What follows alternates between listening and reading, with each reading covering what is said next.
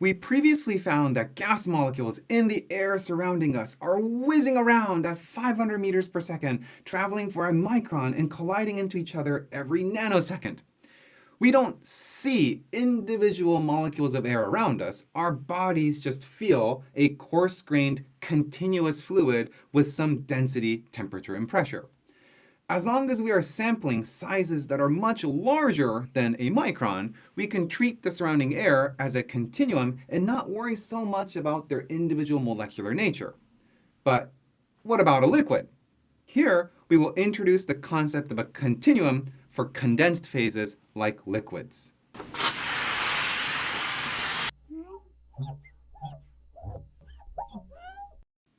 For gases, we saw that the collisions of the individual molecules in space govern the continuum length and timescales.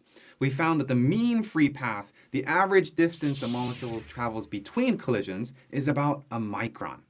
And as a good rule of thumb, a continuum length scale for a gas is 10 times larger than the mean free path. The result is that we need 10 to the 10 molecules in a box to have a well-defined continuum temperature, density, viscosity, and other material properties. This whole screen is nowhere near a continuum. There's no way we have 10 to the 10 molecules on this screen. I have maybe 100 molecules here, so there is no well-defined continuum density and temperature within this space. As we cool the system, the molecules may start to condense into a liquid where the molecules cluster together at large densities. And because they're at large densities, they're colliding into each other frequently. And for a liquid, the mean free path may be much smaller than that of a gas. In fact, the mean free path for a liquid is actually much smaller than the molecular size itself. Therefore, it doesn't make much sense to use collisions as the metric to determine a continuum scale for liquids. Even if we take a control volume 10 times larger than the mean free path, we would not even have sufficient enough molecules inside the control volume to have a well-defined density because we don't have sufficient molecules inside this volume for a reliable statistical average. For a liquid, a good metric is to simply have enough molecules inside your control volume to be able to define a proper density, temperature, viscosity, and other material properties.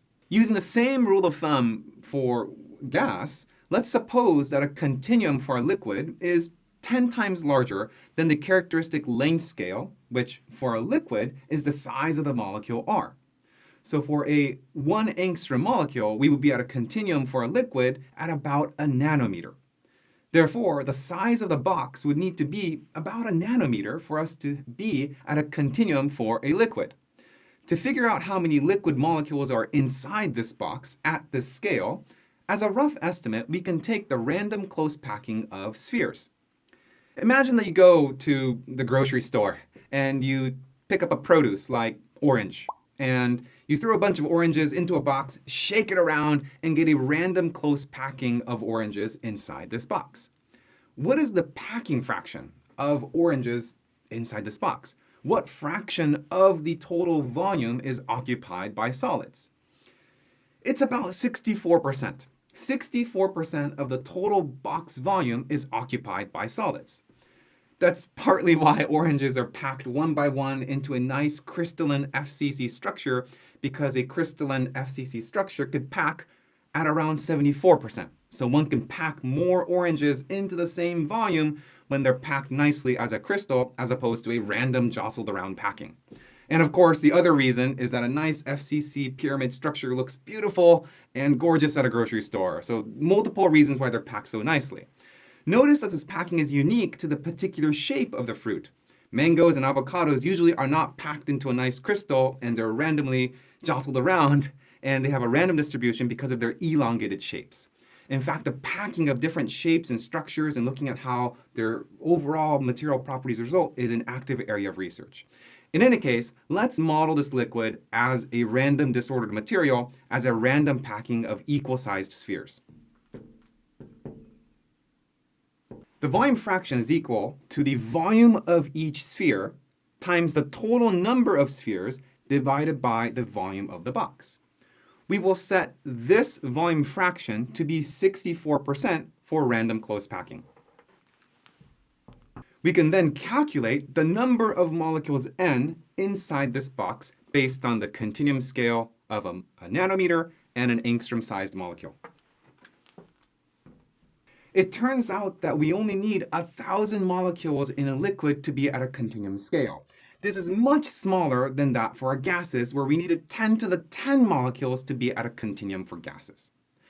The continuum timescale of a liquid can be calculated by using equipartition. We generally learn the equipartition in the context of the kinetic theory of gases, but it also applies equally well to other condensed phases like liquids.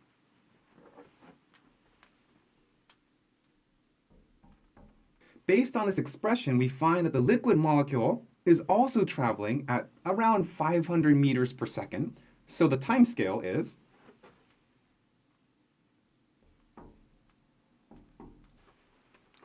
it's about a picosecond, which is much, much faster than gases, which was a nanosecond.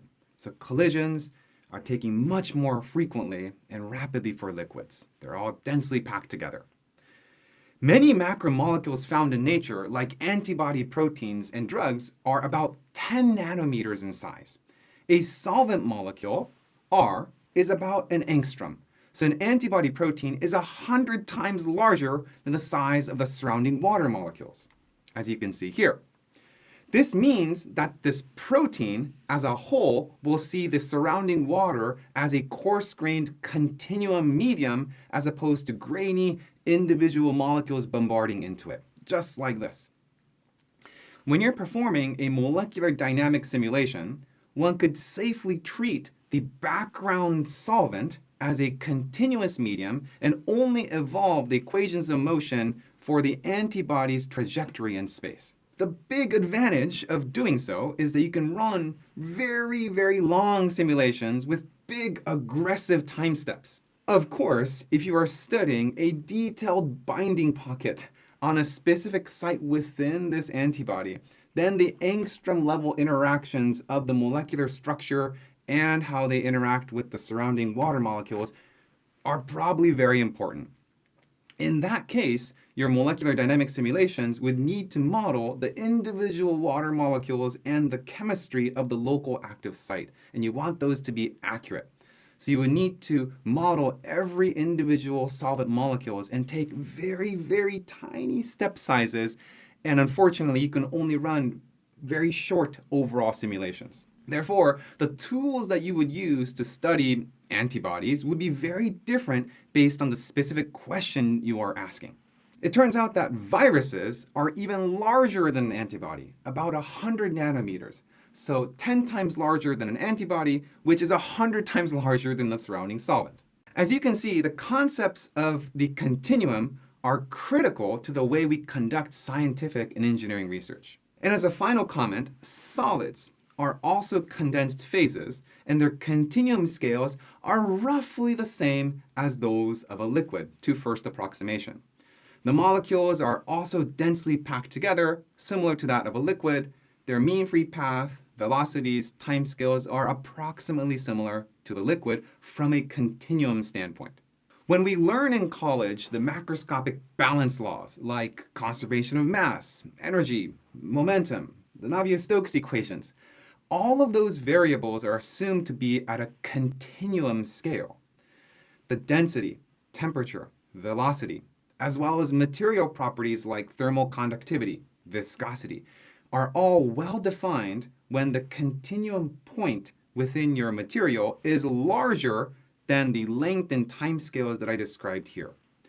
Therefore, the concepts that we learn in classical transport phenomena as mechanical and chemical engineers have an overarching assumption of the continuum hypothesis. It's really important to keep this in mind, especially as we conduct research at the nano and microscale scales of these systems. And actually, the macroscale as well. Researchers have begun to analyze the motion of large collections of organisms, like emperor penguins that are huddling together in the cold, or crowds of people walking along a busy street. Some theories have been designed to understand the behavior and dynamics on a collective scale. And even there, it's important to remember that the continuum requires that we have enough statistics or collisions to have well-defined continuum variables. And speaking of continuum, when you look at these systems, would you classify them as gases, liquids, or are they solids? In fact, that's a very good question in a very active area of research. These guys over here seem to have a solid-like packing, but they also seem to have orientational polar order as well. They're all pointing in the same direction as they huddle together.